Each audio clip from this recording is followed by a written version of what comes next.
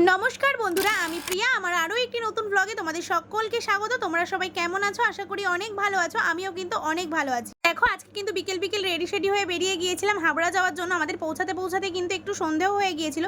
তো দেখো প্রথমেই কিন্তু চলে এসেছি একটা চায়ের দোকানে। এটা নাকি হাবড়ার অনেক স্পেশাল একটা চায়ের দোকান আড্ডা জোন। তো চাটা কিন্তু খেতে বেশ ভালোই ছিল। তো তারপর দেখো চাটা খাওয়া কমপ্লিট করে আমরা চলে এসেছিলাম অশোকনগরে মোমোগ্রাম বলে একটা জায়গায়। তো আমি জায়গাটার নাম এক্স্যাক্ট জানি না। তো সবাই এখানে বলছিল এটা নাকি মোমোগ্রাম নামেই এখন পরিচিত হয়ে গেছে, কারণ এখানে এত মোমোর দোকান। তো তোমরা এখানে কিন্তু চিকেন মোমোর অনেক রকম ভ্যারাইটি আইটেম পেয়ে যাবে। আমরা মোমোটা অর্ডার করে একটুখানি ওয়েট করছিলাম, তারপরে দেখো আমাদের ফ্রাই মোমো চলে এসেছে।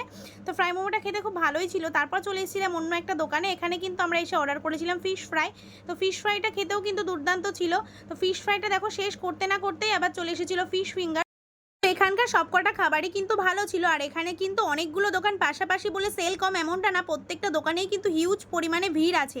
তো যাই হোক ওখান থেকে খাওয়া দাওয়া কমপ্লিট করে আমরা কিন্তু বেরিয়ে এসেছিলাম। তারপর কিন্তু আমরা ওখান থেকে বেরিয়ে চলে এসেছিলাম অশোকনগরের আরেকটি বিরিয়ানির দোকানে। এটা নাকি মিল্ক বিরিয়ানি দোকানটার নাম। তো বিরিয়ানিটা কিন্তু পুরোটাই নাকি দুধ দিয়ে বানায়। তো যাই হোক ভেতরে চলে এসেছিলাম। ভেতরটা কিন্তু খুব সুন্দর করে বেলুন দিয়ে সাজানো ছিল, কারণ এদের দোকানে আজকে কিন্তু একটা অফার ছিল। তো যাই হোক এখানে খেতে গেলে অনেক দেরি হয়ে যাবে। এখন আমরা বনগাঁয় ফিরবো, ওই জন্য আমরা ভাবলাম যে খাবারটা পার্সেল করে নিয়েই এখান থেকে বেরিয়ে যাব। তো দেখো বাইরে এসেই সেই মতো দাদাকে বলে দিলাম, দাদা কিন্তু পার্সেলও করে দিচ্ছিল। এই দোকানে যে অফারটা আজকে ছিল, দুটো বিরিয়ানি নিলে তার সাথে একটা চিকেন চাপ ফ্রি। আরও একটা অফার যেটা সবসময় নাকি থাকে, সেটা হলো আনলিমিটেড রাইস। বসে খেলে তোমাকে এখান থেকে আনলিমিটেড রাইস দেবে, কিন্তু পুজো পারপাস বা কোনো অকেশন পারপাস সেই আনলিমিটেড রাইসটা পাওয়া যায় না, কারণ অনেক চাপ থাকে হয়তো সেই সময়টা, ওই জন্য আনলিমিটেড রাইস তখন পাওয়া যায় না। কিন্তু অন্যান্য যে কোনো সময় তোমরা যাবে আনলিমিটেড রাইস তোমরা এখান থেকে পেয়ে যাবে। তো যাই হোক ওখান থেকে কিন্তু আমাদের দেখো দুটো বিরিয়ানি কিন্তু পার্সেল হয়ে গিয়েছে।